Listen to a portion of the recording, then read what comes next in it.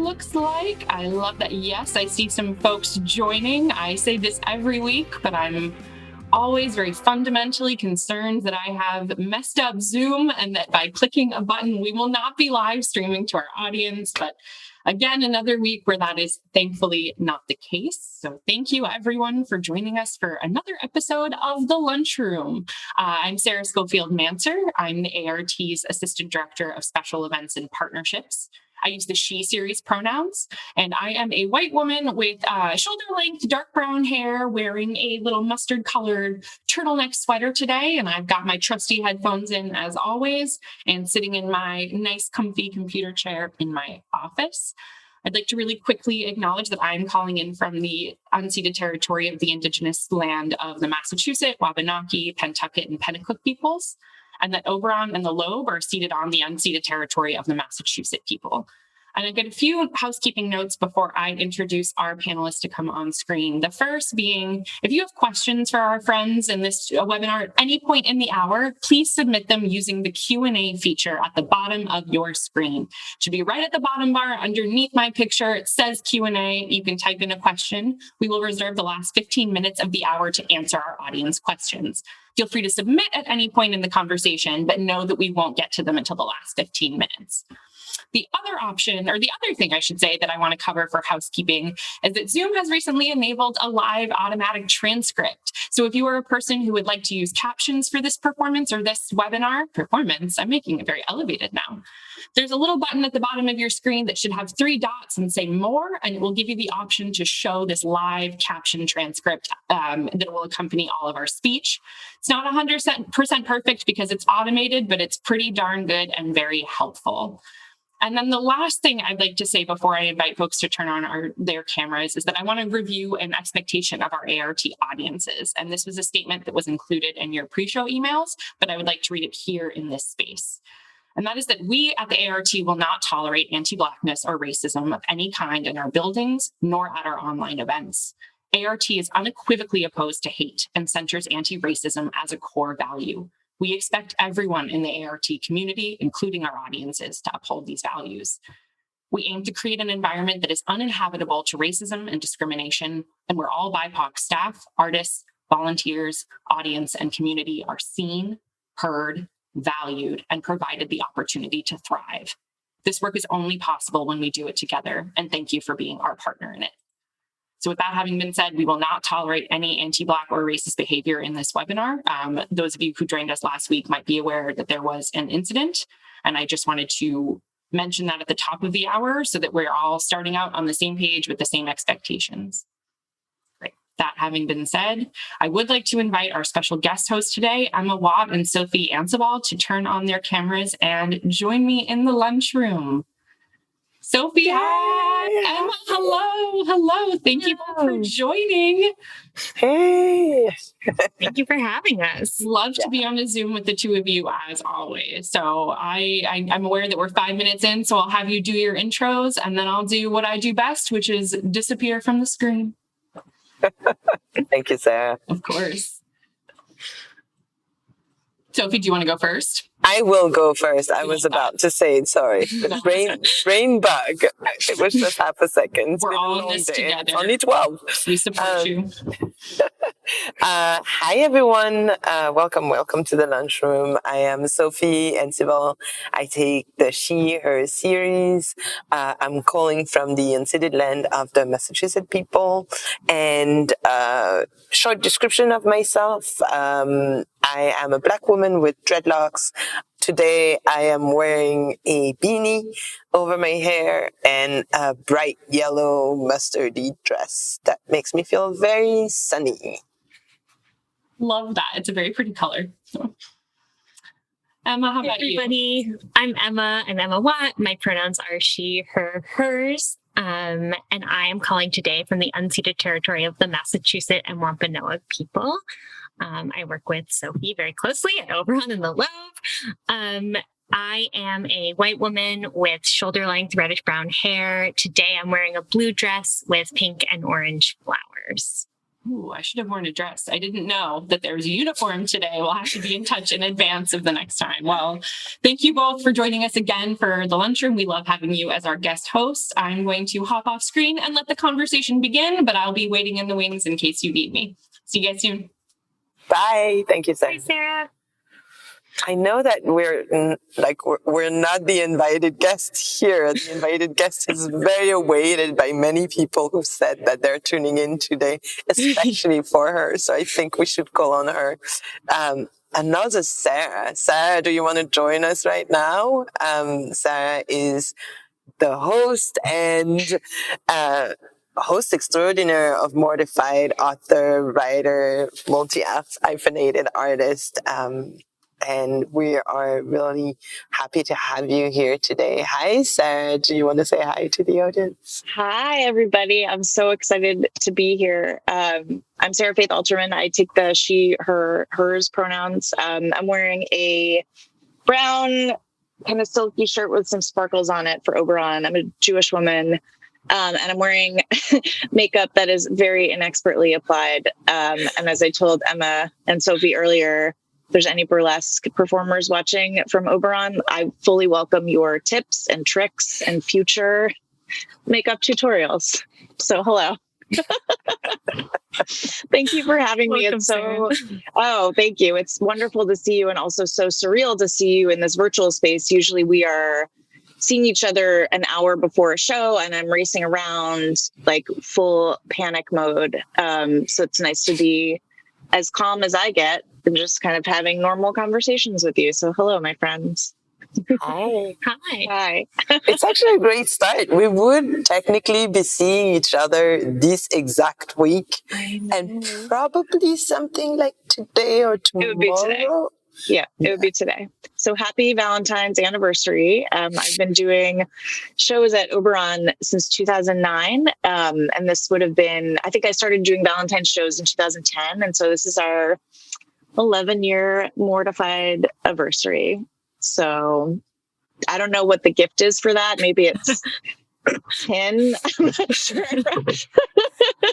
Maybe I think it's a special Zoom performance. Virus. It's definitely virus. So I'm not going to give it to you. Totally. And for those who are watching, we are hosting several times a year, but especially around Valentine's Day, a very specific Mortified. How actually, Sarah, how would you describe Mortified, and how did it come to be, and how did it come to be at Oberon? I think is the beginning of the story. That's interesting to know. I should have done it. I should have done it. I just assumed that everyone knows what it was, but assuming as we know. So Mortified is what we call a comic excavation of the strange and extraordinary things we created as kids, which is a fancy way to say it is a live show where adults read from their real teenage artifacts. So diaries, poems, song lyrics. Some people share comic books. It's basically anything you would have created as a teenager that you didn't ever expect to see the light of day. Maybe you hid it from your parents. People kind of dig that stuff out, and they come up and they share it in front of an audience of strangers. And I should say it's a comedy show because I've explained it that way before, and people have been very concerned about the people who perform. But the whole point is for all of us to laugh together at the way that we all kind of saw the world as a teenager and how that informed or misinformed the adults that we became. So usually, at Oberon, I do it 6 or 7 times a year, sometimes more.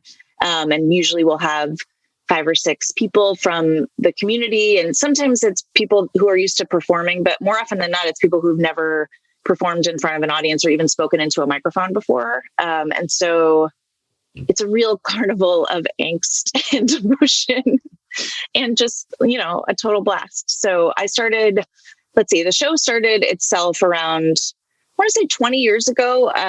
It started in LA. We have multiple chapters of the show in the United States and then a few in Western Europe, maybe one in Canada. I don't remember. But it started about 20 years ago. The founder is a guy named David Nadelberg, and he found a letter he had written to a girl he had a crush on and never sent it to her. And so he read it at a party just to be funny, and it kind of snowballed from there. And so the Boston chapter began in like 2000 something, 2003 maybe. I was not producing it at the time, but it ran for a couple years, and then I started performing, I think in 2005 or 2006, and then the woman who was producing it moved to New York in 2008, and she was looking for someone to take over, so I like happily took over, and I've been producing it ever since. That was a very long answer. I'm going to give you a lot of long answers because I'm just a rambler. So feel free to just like boop, jump in and cut me off, redirect, slow me down, whatever you need. But that's my very long answer to that question. And then I started, we were the second show at Oberon. The donkey show was sort of the foundation of the space, both physically and just kind of the mission of the space. And then the guy who was doing events at the time, Dan Pesci, he's a designer now. Pesci. Sorry, Dan. Oh, you're probably not watching. But he was doing events at the time, and he reached out. We were doing the show had started in a space that doesn't exist anymore.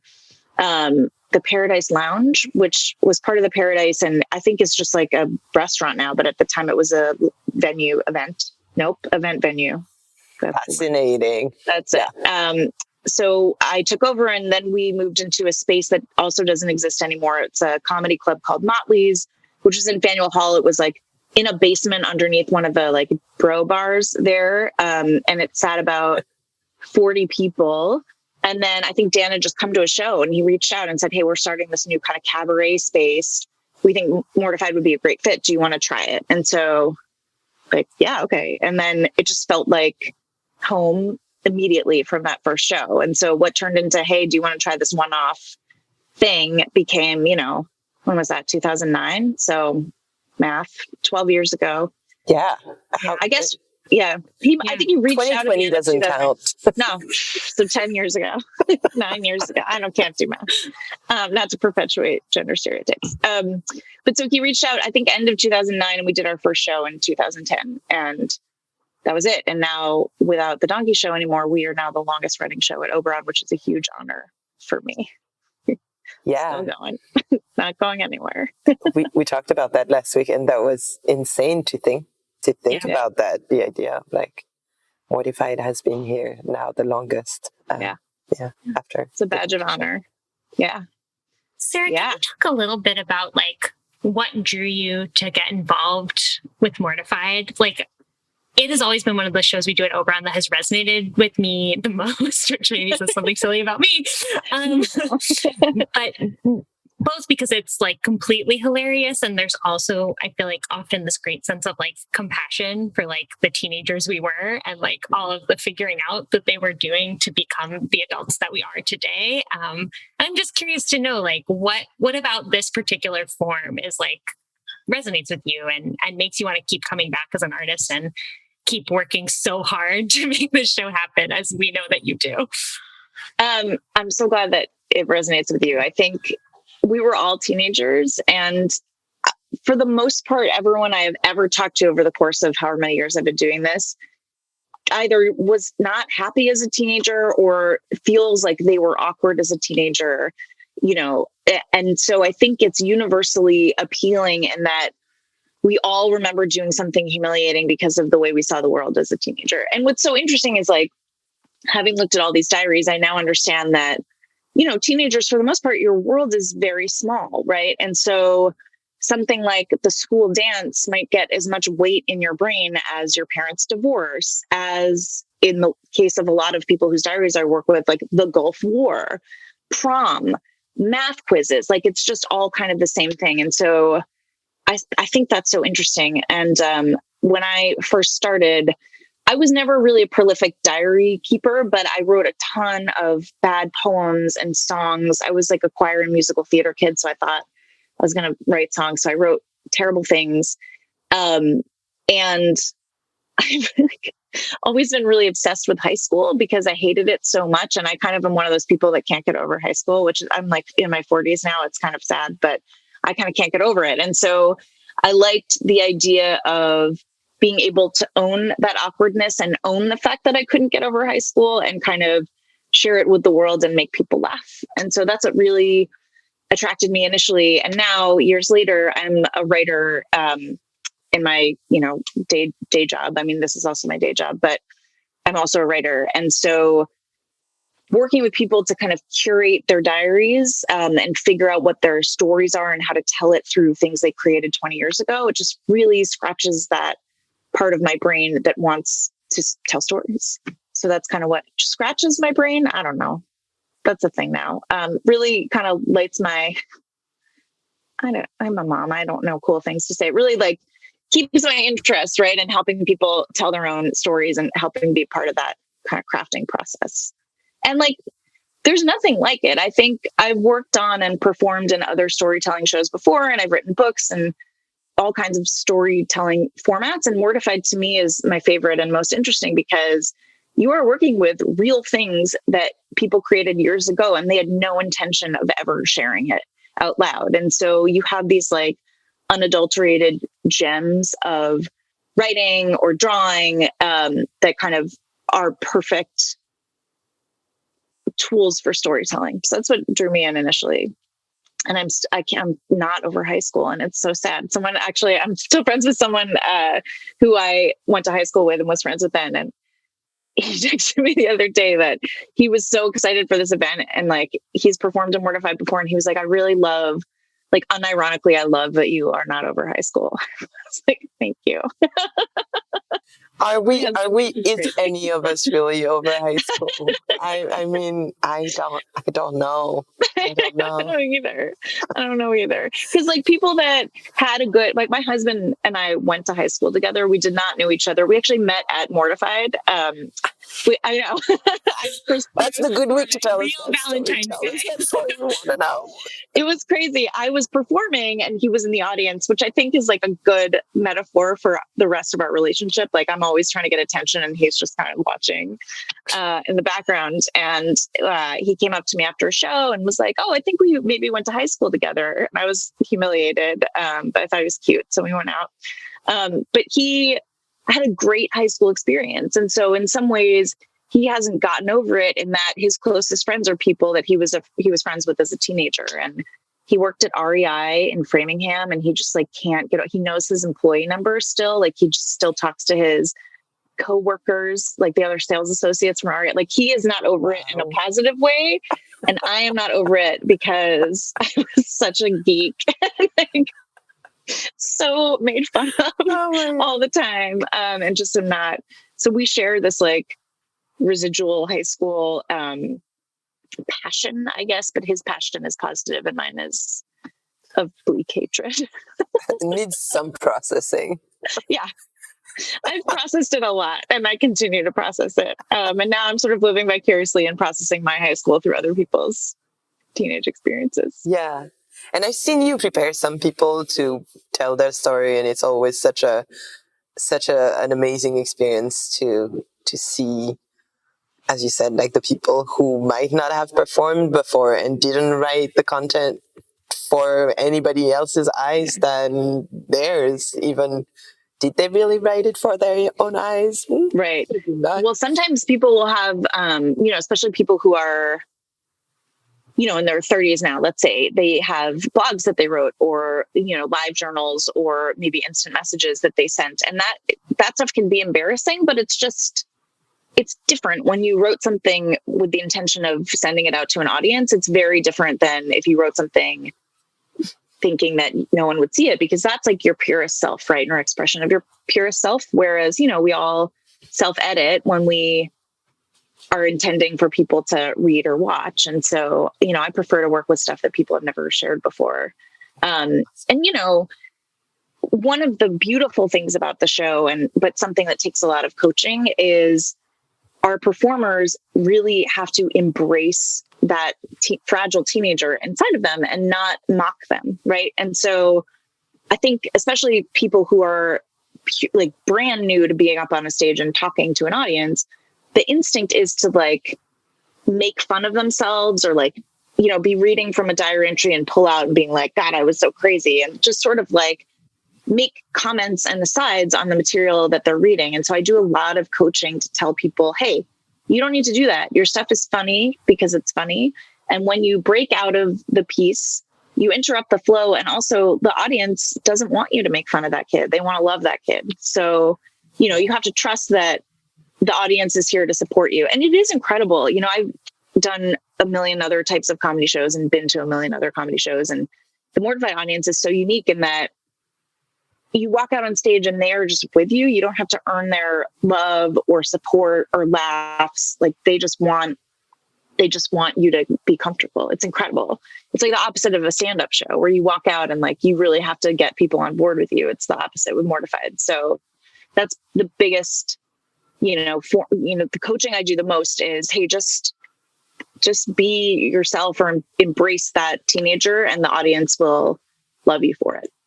But it's hard, if you're nervous about talking into a microphone, anything could happen. And maybe that's why I'm such a ball of anxiety before shows, because you don't know what someone's going to do when they get up there, and there's nothing you can do. Like the train has left the station and who knows? It will arise extra stops it will take, right? The magic of live theater. God, it is. I think Emma is bonkers.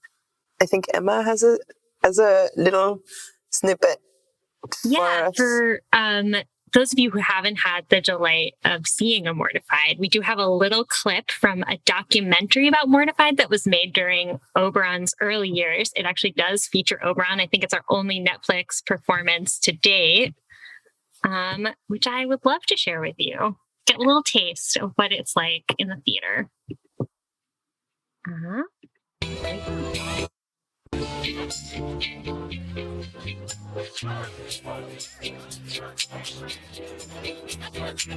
think everyone's had a few moments they've been totally mortified by, so why not bask in it? Everyone else's uncomfortableness.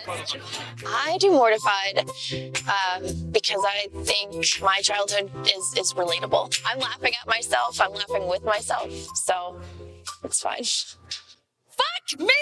Screw my parents! I'm never gonna be anything! I suck! I lied to my mom on where me and Del were last night. Anyway, she's telling me how I've always lied to her and how she rarely believes anything I say to her. If she thinks I'm a bullshitter, why not try to be then? Screw her. I'll be what I fucking want to be. I'll whore myself till I save up enough money. Then I'm gonna fly to Miami. I'll hit the club scenes, then start snorting and popping till I'm addicted. Then I'm gonna kill myself when I have no more money to buy anything. But first, before I do all of that, I have to fucking lose some weight. I am so fucking fat. Sunday. I feel so embarrassed. I read Chi's diary, and she found out about my jacking off. I read her stuff, but she never writes stuff that private. I don't know how our brother-sister thing is going to be the same, if it ever will be. When I see her, I'll know she knows what I do. Damn, this is the worst thing. I'm never going to jack off again.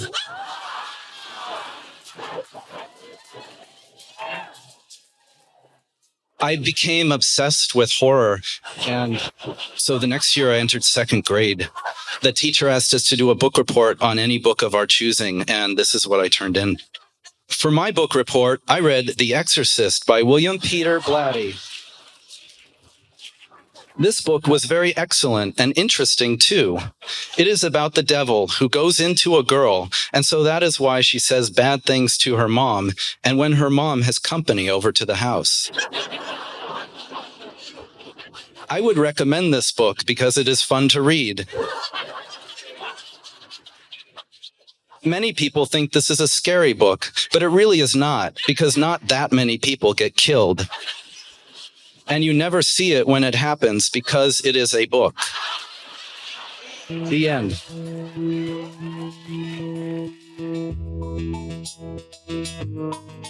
It's hard to remember what it was like at the time. I mean, when you're in your 30s, you look back and you think, oh, it was childhood. But at the time, it was everything. Going to school and kids making fun of me in the hallway, that was everything. There was nothing else.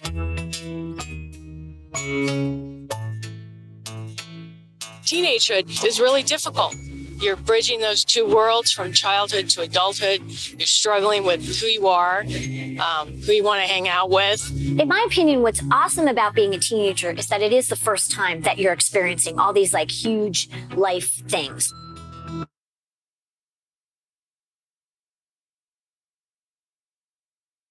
Okay, I think both the video lagged. Oh yeah, I think we got it. I mean, we got it. That was. Thank you for sharing that. I think they all said. Sorry, everybody. No, I mean they all said what I've been trying to say, much more eloquently. I think and I love that the whole thing. So that was from a documentary called Mortified Nation, and we had a crew go around to different chapters around the country, and Oberon was, as you saw, featured, not only in the beginning of the clip that you sent, but very heavily and throughout the film. We had a bunch of readers who were filmed, and then, we filmed producers like myself backstage working with everybody.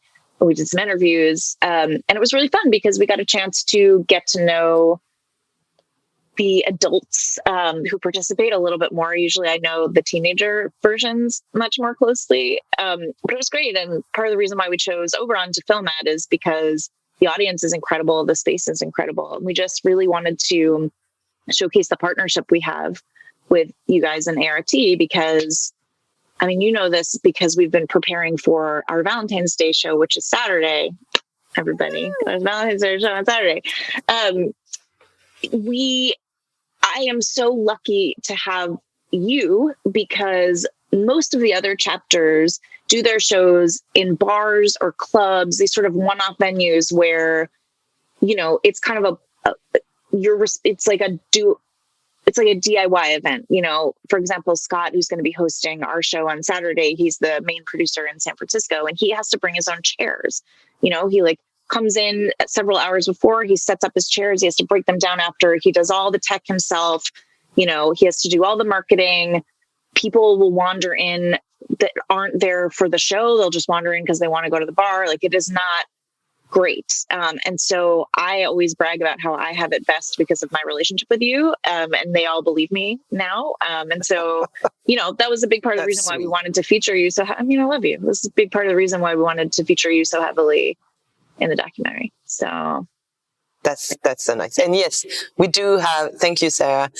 We do have our traditional, I guess now, Valentine's Day edition of Mortified being streamed live this Saturday at 7 and in live conditions. So the readers are also going to be. Are they new to? They've all read at least once in a Mortified live.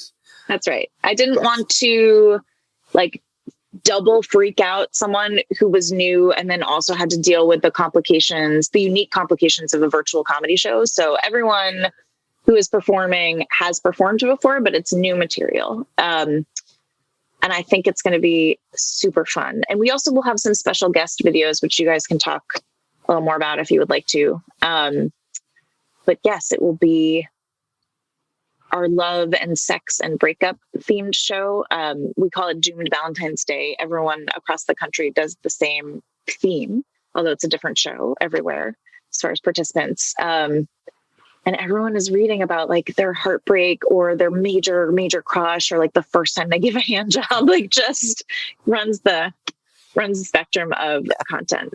So I'm super excited, and I think it's going to be really fun. It's challenging to do a virtual comedy show because you can't see your audience. And so you don't know if people are laughing, the rhythm gets thrown off, you have no feedback. And so it's really daunting and uncomfortable. And so we have figured out, I think, a way to kind of not fully solve for it, but at least make it easier for the performers and more fun for the audience to watch. We're going to have a lot more engagement. There'll be visual stuff. And, people will have a portion of an audience on screen. So you can feel, there's more energy than just kind of talking into the void, which is how we've done shows in the past, this past year. And it's just not been, it's all been a learning experience. So yeah, that show is on Saturday at 7 p.m. And you're going to put a ticket link in the chat, I assume. Yeah.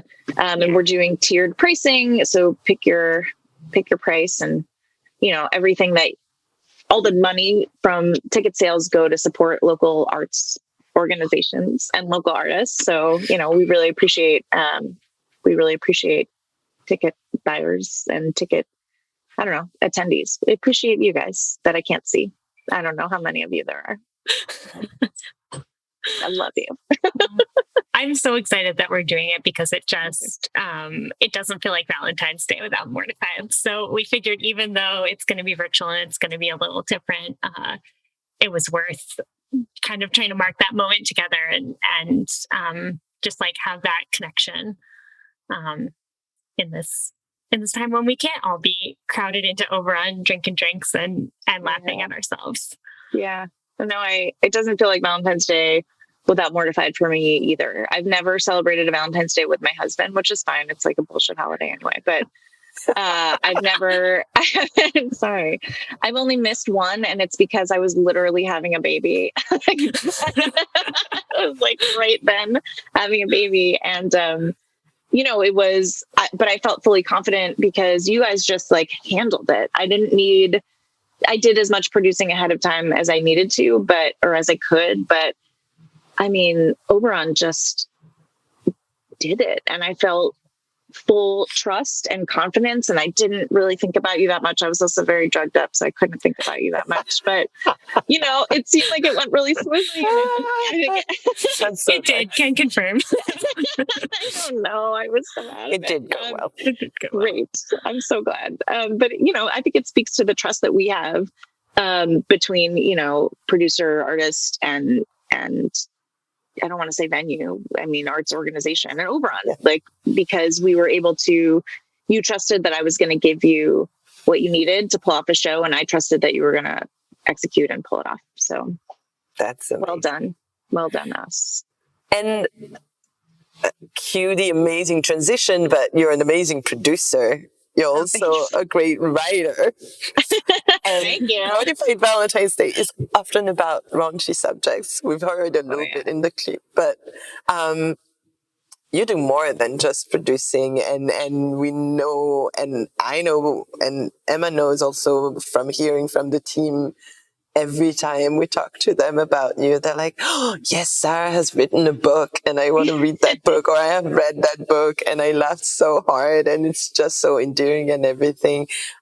You write as well, and you've written a book about such an amazing story about the books that you found from your father and the stories that he wrote. Can you tell us a little more about that? Absolutely. And this ties into Mortified. Good transition, by the way, Sophie. That was great. Full props. This ties into Mortified and what I do with Oberon, because I've talked about this at shows before. So I guess let me explain. My parents were really strict. I grew up in Massachusetts in Sudbury, which was a whole wild world. Sorry if anyone's from, I don't care. You know what? But I had very strict parents, and they were really intent on keeping me and my brother innocent. And so we could only watch G-rated movies until we were, 10, and then we could graduate to PG. I could only listen to music that my parents approved, read books that my parents approved. I couldn't, go over to friends' houses if parents weren't around. As I got older and my friends started getting their licenses, I couldn't drive with it. It was just really strict, which made me really curious about the world. And so, and this was pre-internet. I was born in 1979. And so my access to the world was limited to what was immediately available around me. And so I would go through my parents' shit all the time because I was like, there has to be something. And when I was a little girl, I'm pulling up some visuals. Hold on. I found a book in my parents' bookshelf. I'm about to drop a whole pile of shit here. Hold on. That was called Games You Can Play With Your Pussy. And there's a cat on the cover who's like a very bedraggled Garfield, like just having a day. And I was like, oh, this is a book about cats. Cool. And I looked through it, and it is definitely not a book about cats. It is a sex book, but under the guise of like, give your pussy a bath. Come on. It is definitely like a body raunchy sex book full of double entendre. And I looked through it and was like, but I didn't get it. And so I kept looking through the shelf, and I found things. Sorry, I'm getting a glare from my window, like this, called How to Pick Up Men, which is like all about, I don't know. Let me find something good here. It's all about like, being horny and like how to get a guy. I found this one, Sex Manual for People Over 30. And I found a whole bunch of these like sex manuals, and they were all like sex manual for Irish people, Italian sex manual. And it's like about fucking, right? And so I was a little girl and I didn't know anything. I'm still an orgasm from a heart attack. I didn't know anything about sex. So this was my first exposure to sex. And I was confused about why my parents had these books, because I wasn't allowed to like watch anything but Disney movies. And then I heard my parents coming home, so I was like rushing to get them back. And I saw on the title page of one of them, the author is Sara Alterman. And if you notice, that is also my last name. And I realized that my dad, this like puritanical guy, had a wildly successful career writing sex books in the 70s and 80s. Yeah, it was bonkers. And there's like dozens and dozens of these. And it blew my mind. And they are how I learned about sex, which is gross and terrible. And in part because the books are really like sexist and awful. And full of like very outdated information. Oh my God, look at this. Female reproductive organs. A is the basket of hidden dangers. The tube of sanctuary. This is horrible. But this is how I learned about sex. And so I not only had all this wrong information and this kind of like jokey information, but I also conflated sex with my dad, which was fucking horrible. So I wrote a book, so many books. I never told my dad that I found the books. We never talked about them. And then when I was in my 30s, my dad was diagnosed with Alzheimer's disease. And he was talking about these books as though they had been part of our conversation my whole life. He wanted to revive his sex writing career. He wanted me to help him. He would send me like pictures in the mail. Like he would print out these very like graphic pictures of like dicks. He would print them out and he would mail them to me and be like, let's use this in like chapter 2 of our book on, condom use. Like it was really a lot. And so I wrote a memoir about that called Let's Never Talk About This Again. And that is a line from the book. I don't want to spoil it, but it's a line from the book, and it really captures the whole spirit of it, right? I found the shit. I didn't talk about it. My dad didn't talk about it. There was a lot of uncomfortable stuff that I didn't want to talk about. So the memoir is about finding the books, how it informed my femininity and sexuality, and dealing with an Alzheimer's patient. And then my father died in 2015. That's not a spoiler. I think I write it. It's like the third line of the book. And so, grieving the loss of someone who I was still sorting out my relationship with him. So this is relevant to Mortified because, I have a piece where I mentioned however long ago I started talking, 9 hours. I'm not sure. I mentioned that I really wanted to write. I wrote a lot of like poems and song lyrics, and I was a really romantic kid. So all of my poems like use SAT words and are just very flowery. And I think I was trying to write in the opposite way of my dad. And so I have a Mortified piece where I read some very flowery poems. I talk about the books. I share the book covers. It's a big hit.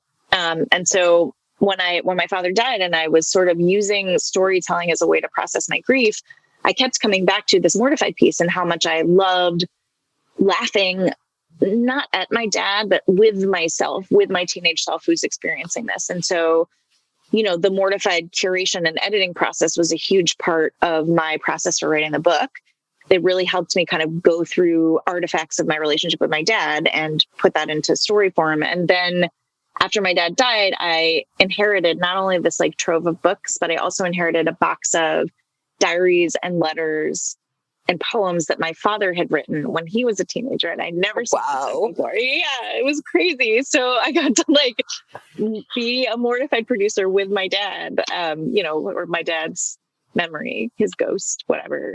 So that was, I don't know, it was just amazing. And I love that the Mortified like process and spirit was able to usher me through grief. I mean, I'm not through it. I feel like it just changes, right? My dad died almost 6 years ago, and I loved him very much. We obviously had a complicated relationship, but we were also very close. We had very similar careers. I mean, I'm not writing sex books, but I'm, certainly in the sex book adjacent, maybe. Traveling that for some people. Yeah, like right in there. So, Mortified was such a huge part of grieving and processing. And so I'm happy to be able to talk about my book today, not only because I like talking about my book, but because Mortified and Oberon were a huge part of me writing this book and, getting through the thick of grief. So thanks, guys. Yeah. Appreciate it. I read the book this weekend, and I want to thank you for bringing the visual aids because they really added a new dimension for me. But yes, everyone, I can recommend it. It's called Let's Never Talk About This Again. You will laugh, you will cry. You should probably have Kleenex is what I would say. Thank you. I really appreciate that. I think, it is such a joy to share these stories and to share them in partnership with my art home. I launched the book at the Harvard bookstore, and we were planning to do launched. It was a virtual launch because my book came out last summer, which was not a great time to release a book as it turns out, but we did our virtual launch, and the whole plan was to do a big party at Oberon afterwards as sort of a kickoff. And so we'll do that in person. The paperback comes out next year, so maybe we'll get a do-over, but it's just such a pleasure and an honor to be partners with you guys in this other part of my life as well. Yeah. And I think I want to acknowledge that we do have some questions in the Q&A, and that I want to make sure that we have time to address them. And one of them is a little bit, you talked about your process, getting into sharing your stories on Mortified, but someone is asking on the chat, is thanking us for this episode, saying it's a great episode of The Lunchroom, and is asking if you can talk about techniques that Mortified may use to prepare non-performing for the stage, and if any specific performers have spoken out, especially to you in what they've shared, or like if you have any memory of a moment that you were like, oh my God, I will remember this one forever.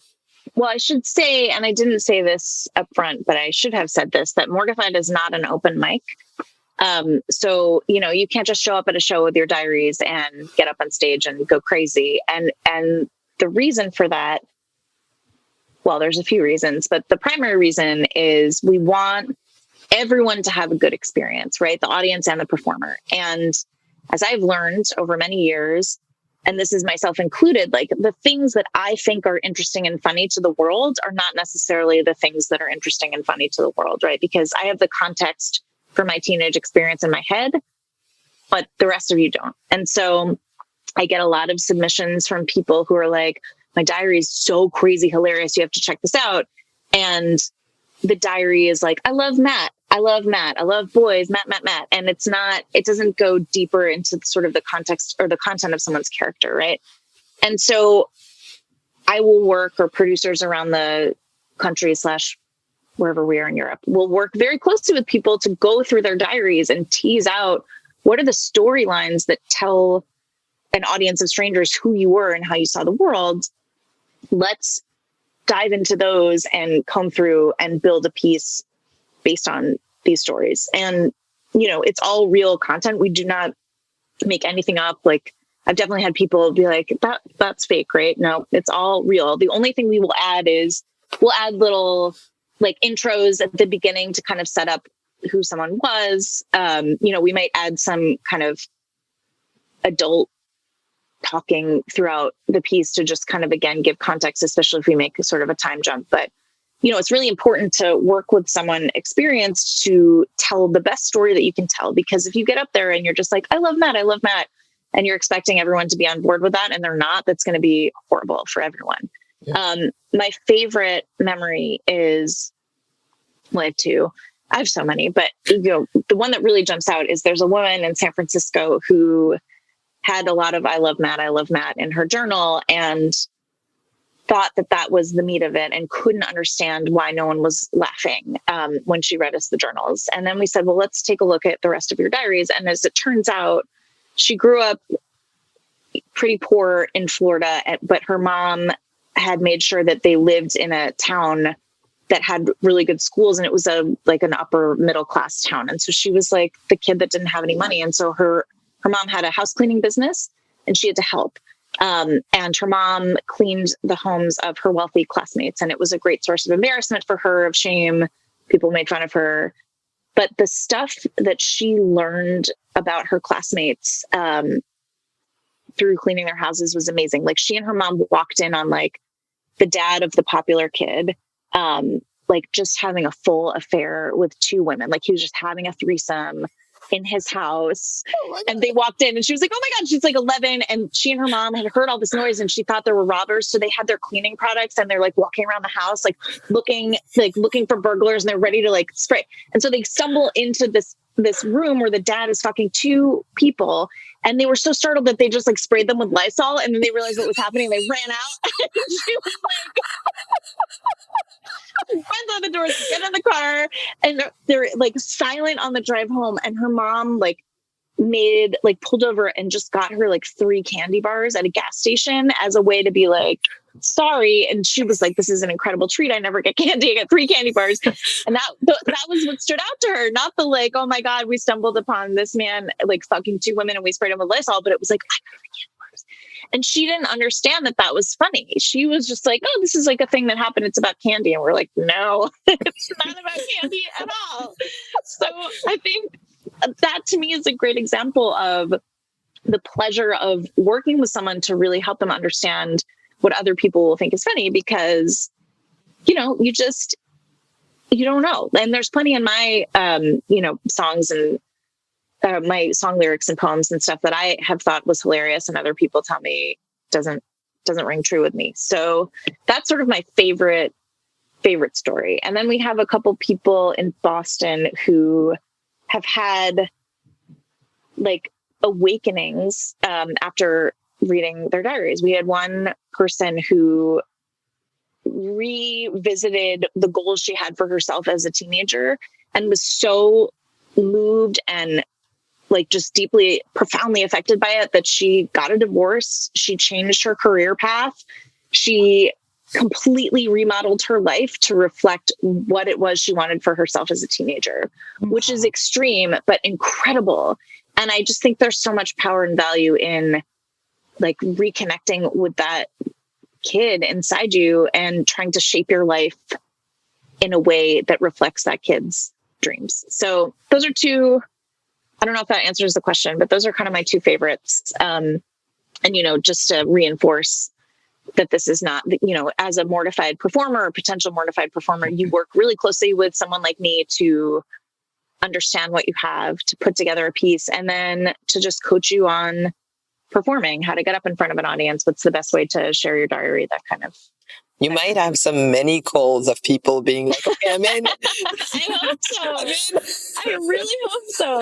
I love it. This is a recruitment lunchroom. I mean, please. And I'll tell you where you can submit your stuff. And especially, it's so exciting now. I know virtual events in a lot of ways are kind of sad trombone, but on the other hand, I have now gotten, I've performed in a few virtual Mortifieds over the past year. And like, we have people who have never seen a live show because they live in places that don't have chapters, who are able to experience a live show because they can tune in, right? We have people who are on different, some of the shows are recorded, right? They're live, but then you can access the show if you have a ticket for X amount of time afterwards. And so people who either their work schedules don't permit them to go to a show, or people who have children who can't get them to like just fuck off for an hour so you can watch a show, like you put them to bed and then you can watch this wonderful comedy show. So it's really been a silver lining. I started talking about this and I don't remember why. This is me going off the rails. I will say there are a few people that have been reading stories in past Mortified shows that are saying how helpful you are in curating their stories and your perspective, and that it's extremely helpful to know themselves a little better. And also, we have another performer who is saying that I'm going to read it. I can attest that the fact that adolescence angst never really disappears, and that the first time that they read from their 7th grade diary was completely transformative. It's really always very nice, and we'll share those notes with you, Sarah. And there's even notes from people who knew you when you were younger. Oh my God. That are shared with you. That people watching are not seeing, but we will definitely share with Sarah as soon as we're off. Hopefully it's people that I've been in contact with, and this isn't them experiencing 41-year-olds me for the first time since high school. I think, like, because I spend so much time thinking about high school, both other people's experiences and my own, I can say, like, I recognize the values and neuroses within me that have been present since I was a child, but I also recognize how much I have evolved, both in negative and positive ways, evolved and devolved, I guess. But I think I did not have a good teenage experience. I was, because of my parents' strictness, I wasn't allowed access to the same things as kids around me. And so, like, that automatically made me uncool because I listened to, like, chamber music instead of Mariah Carey, right? I didn't have access to those things.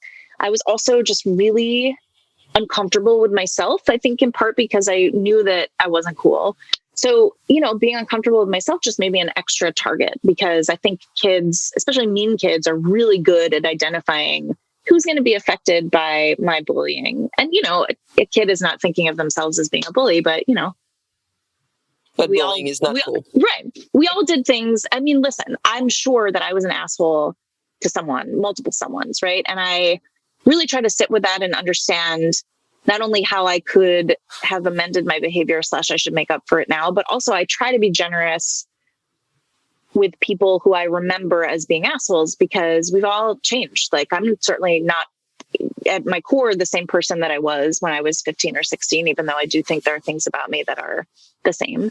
And I try to be generous about people who bullied me, made my experience bad and uncomfortable, because presumably they've evolved too. And if they haven't, fuck them. But for the most part, I think we've all become better. And, we have Mortified readers who were the mean girls, and they're like, listen, I behaved this way because I hated myself, and that was how I dealt with it. And so I try to have compassion. But I was definitely like a dork. And, I love that kid now, but at the time I just felt like I was bumbling through life and I was painfully aware of it. So curious about who's on this Zoom. I just would love to know. Many people. We'll tell you. I don't want to out them right then. I will maybe get texts, or maybe not. I don't know. Yes. It's been funny. Like, I do write about in my book some of the experiences I had being bullied, because there was one kid in particular whose name I changed. I tried to respect people's privacy, even Dick's. I changed his name, but he was just a major asshole, and he came up with this horrible nickname for me, and he made fun of me and physically intimidated me, like, at any opportunity. And I've had a lot of people, like former classmates, either who I was friends with or had no relationship with. I've had former teachers of mine reach out to be like, who was this person? Because I'm just dying to know if it's who I think it is. And I will not reveal his identity because I try to have compassion, but it's amazing to me that no one has guessed it. And now I understand there were so many boys that were dicks and I just didn't know. But so many boys, like, women have memories of, like, this guy being a dick, that guy being a dick. And so it has made me feel less alone. I have 2 sons, and I'm just like, we're going to talk about how you treat girls, how you treat other people, but let's, talk about ways that you can contribute positivity to your community instead of being a dick. That is very much on my mind constantly. I have time. The oldest is 6, but I'm not raising shitheads. I'm trying not to anyway. How do you think the kids in the future, one of the question is asking that, how do you think the kids in the future, like the question is in 2036, Yeah. do you think the big topics are going to be? You know, this is something that we talk about a lot because we've been wondering if, and when I say we, I mean myself and other producers around the country, we are curious if people right now, teenagers now, even have diaries, because there's so much opportunity to share your life publicly. I mean, I have nieces who are teenagers and they are like moderately active social media users, but like I didn't have that as a kid. I couldn't even, read a book if I didn't get it at the library. And so now we have a whole generation of people who are just not necessarily living their lives publicly, but putting their lives, curating parts of their lives and putting it out for a public audience. And so we are just curious, is there a future of the show? Because as I mentioned before, it is very different to create something for an audience than it is to create something solely for yourself. So we're just curious, like, are there kids who are writing in diaries? I hope so. But as far as not only the world is a beautiful and terrible place. I think, I don't want to say especially now, in some ways, especially now, but we just have access to information about the terrible things that are happening and the beautiful things. But we have access to information in a way that we did not 20 years ago. And so I think kids today seem just much more aware of what's happening in the world and more likely, I think, to be politically engaged, civically engaged, just kind of understanding what's around them. And so I wonder if the angst that people feel is not only about their personal situations, like their crushes, their texts, whatever, or their tests, not text, but if they will also feel like profoundly affected by all of the negative shit that's happening. So I am really curious to see just how people's priorities, as a teenager now are different from how priorities were, 20, 30 years ago. I don't know. We'll see. I do think that the angst and frustration around the things in one's immediate world those things won't go away. But I'm just curious to see what else, teenagers now thought about the world. I don't know. And then maybe the mediums that are available to people are going to shape and change what they think and how they engage with the world and how they imagine themselves in a different way. Totally. I also think that parents are just different now. I mean, I'd like to think that I'm pretty different from my parents. I already am having conversations with my 6-year-old about Black Lives Matter, about sex and bodies, about consent. These are things that my parents never talked to me about. And my understanding from parent friends that I have who have little kids and even teenagers now is that they are talking to their kids in a way that is much more inclusive than their parents talk to them. And by inclusive, I mean talking about what's happening in the world and all the different types of people that are in the world, good and bad, right? So I think parenting styles are just different now than they were for my generation. And so I do think that kids now, teenagers now, just have a more sophisticated understanding of the world beyond their high school. I mean, this is all just conjecture. I could be totally wrong, but I know that myself and any parents in my immediate circle, we talk to our children as openly as we can and answer questions as honestly and in as straightforward a manner as we can, which is different from how our parents behave with us. I don't know. I'm just doing my best. You haven't shared your dad's book yet, though. I'm sure. Oh, right. No. Oh, my son found, this is great. Is it great? I don't know. This is not someone that I have shown yet, but my son found this one. This is a woman who was a character named Bridget. And, my dad and the other men who created this character were fattest and sexist and terrible. This woman was created to be the butt of jokes, like how to pick up refined girls. And the joke being ha ha ha, she's not refined. She's fat, so she doesn't deserve pleasure or beauty. It's horrible. She has become now on Instagram or just social media, an icon of body positivity. People are. Oh. What's that? I think we lost you, Sarah. Culture is behind us. And Oh. In the I meat wish of my it. dad knew that. Wait, did you freeze? Did I freeze? You Oh froze. God. Just a little bit. I don't think I froze. Wait, my You said internet body connection- positivity. Oh my God, I'm so sorry. Well, hopefully I froze on something like that. But no, she's become this icon of body positivity, which I think is amazing. But my son found this and was like, "Mama, who's that?" And I was like, just a lady. And then I took it. And in some ways, I'm doing the thing that my parents did of trying to, at this moment in time, protect him from the word sex, I guess. I mean, we've talked about bodies and we use the correct language for body parts and we talk about consent, but I just was not ready to explain sex manual for people over 30. And so he found these and I just put them in the garage. But someday I will have a conversation with him about his grandfather and the great and terrible culture that he put out into the world. Yeah. Just doing my best. Well, on those lovely notes, that was very endearing. That was hilarious and sweet, like we know you, Sarah. Thank you. Always. You guys are the best. Yeah. Any final words, Emma? Any final words? No. Thank you. Join us on Saturday. Tuning in. Join us for Mortified. Share the embarrassment. Share the shame. And special surprises. We'll have special A.R.T. friend guests.